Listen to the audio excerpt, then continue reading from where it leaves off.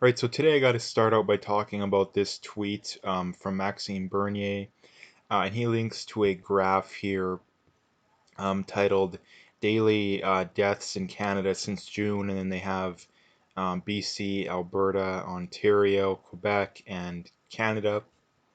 If you look at the graph, I mean, back in June, we started out June with, 120 people dying per day of this, and then, by July hit, we're down to about 20. And ever since then, since late July, we've been, around 5 to 10 per day. So again, the thing to point out here is there's another push for lockdowns, but I guess more specifically like these crazy fines and restrictions and just garbage like that. As far as the lockdowns go, there is definitely a push to re-lock down. But given how unpopular and I mean the basic obvious fact that they didn't work the first time around, my guess is that these governments won't do that. My guess is that they'll just go more the way of Ontario, and just absolute like have like absolutely insanely high fines and just crazy rules and garbage like that. And I mean, there's clearly a push to go more the way of Australia as well and just lock down, you can't leave your house unless you have the permission of the government. But again, the problem being is that um, the vast majority of new cases are in very isolated areas too. Like, I mean, you look in Toronto, like literally all of them, like I'm not literally all of them, but the vast majority of them are in the GTA and Ottawa, like the vast majority of them.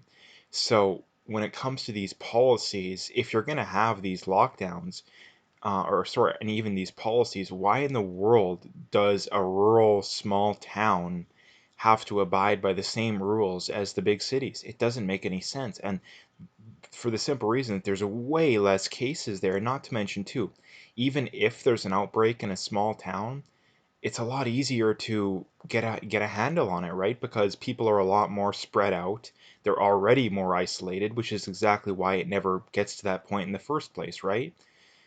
Yeah, so it's just pure insanity. Like it's just pure insanity going on right now, and um, I blame largely the mainstream media and some governments for just whipping people up into a frenzy, and the amount of paranoia going on is absolutely insane when it comes to this whole situation. It's like I've been saying for literally since May.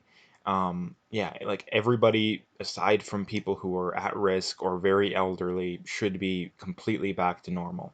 The only thing that should be different in the average person's life is when they're going to see elderly, relatives and or, people with severe comorbidities.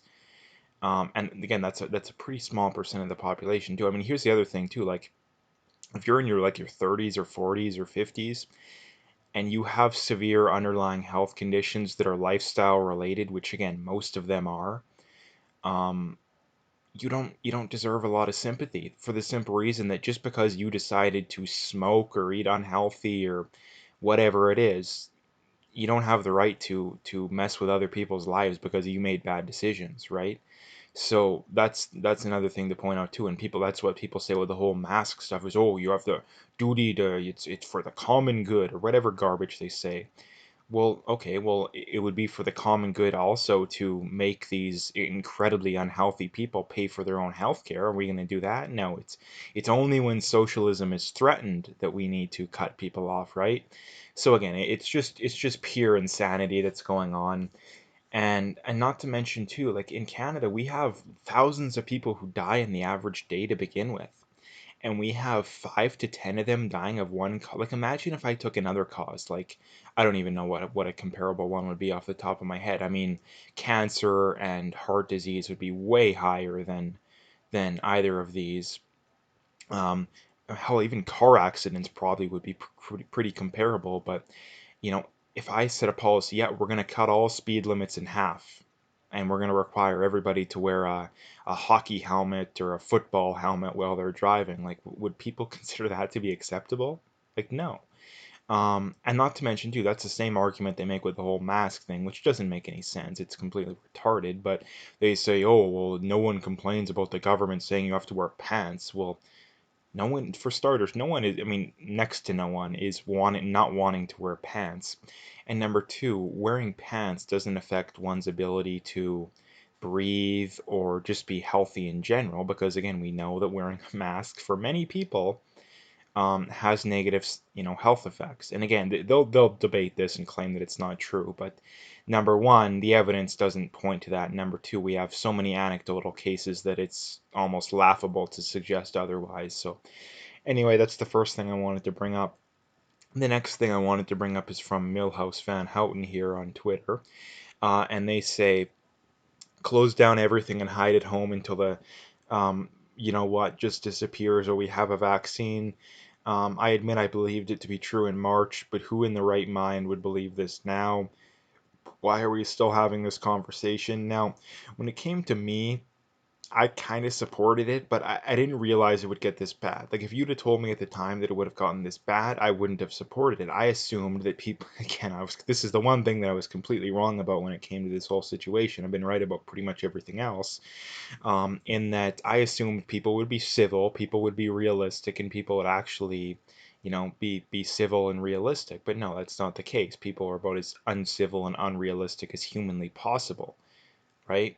I mean, like we've been saying what since June that, oh yeah, we're a month or two away from a vaccine, and they, like I say, you have Trump coming out saying there might be one by the election, then you have the Democrats all of a sudden becoming anti-vaxxers. Like it's very funny, right? So, and here's the thing: when it comes to a vaccine, I don't care who comes up with it. I'm not taking it off the start. I may not even take it at all because I think it's pointless to begin with. But I mean, I think you're absolutely insane to take it right off the start because vaccines are not widely known, but somewhat known to cause negative health effects. So, yeah, this is the thing too. Like, and this is the thing they point out too. Like, why are we still having this conversation? And this is the problem with society in general, is that we're not driven by, facts, reality, empirical, critical thinking. We're not driven by that. We are driven by mindless mob hysteria. That's what society is driven by. Those are the people that make the rules, right? If you have 1,000, soccer moms screaming at the top of their lungs to lock down, the government's going to be a whole lot more likely than if, 1,000, middle-aged men, just, with their stoic like nature, be like, yeah, we don't want to re-lock down. Like, who's the government going to be more likely to listen to? What's this people screeching at the top of their lungs, Of course, right? So that's the problem with society, is that we're not driven by reality. We're driven by mindless, paranoid, hysterical people. So again, and like I say, when it comes to the whole lockdown thing, I'm kind of torn on whether or not I think the government will re-lock down. I mean, I definitely don't think it would be Canada wide, or at the very least, the majority of provinces. I think if it is, it'll be Ontario, Quebec, and then maybe Alberta and BC. I don't know what to think when it comes to Alberta. I mean, on one hand, Kenny starts talking like he's, freedom, full on libertarian, and then the next minute they're talking about forced vaccinations. So again, I really don't know. Like, I really don't know what to believe when it comes with them. Like I said, I think that the play from government seems to be they know that the lockdowns were incredibly unpopular. They know that they didn't work, but they want to continue to, satisfy the paranoia of all the paranoid people out there and try and, implement more draconian measures. And that's why I think the whole crazy fines, incredibly small social gathering. That's why I think they're doing all that. So the next thing to bring up here is from Candice Malcolm, and she links to a story from True North, and it's titled "CBC's The National Ignores Former Liberal MP's Criminal Charges." And again, this is just normal CBC. If Andrew Scheer stole, shoplifted once, when he was a kid, that's national news. That's the biggest story out there, right? Like the example, Trump gets more ice cream at dessert. That was a prime time CNN headline. I don't remember exactly when it was, but yeah, you have these liberals that are literally, criminal charges. You have um,